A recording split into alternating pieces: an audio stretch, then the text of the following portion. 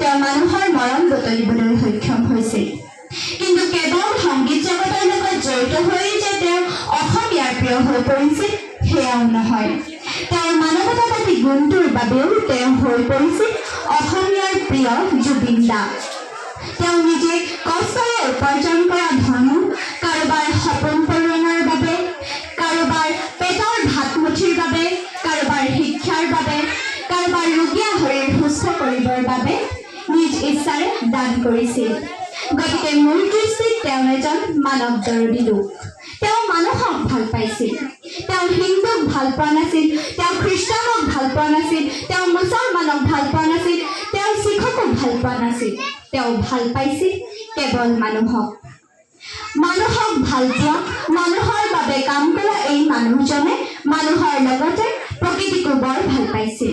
গতিকে মোৰ দৃষ্টিত তেওঁ এজন প্ৰকৃতিপ্ৰেমী লোক।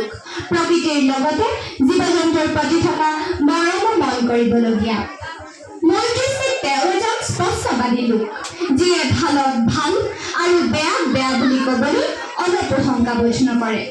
মোৰ দৃষ্টিত তেওঁ এজন গ্ৰন্থপ্ৰেমী লোক, যিয়ে ক'ব পাৰে কিতাপ নথকা জাতিক গামোচাই চাব নোৱাৰে।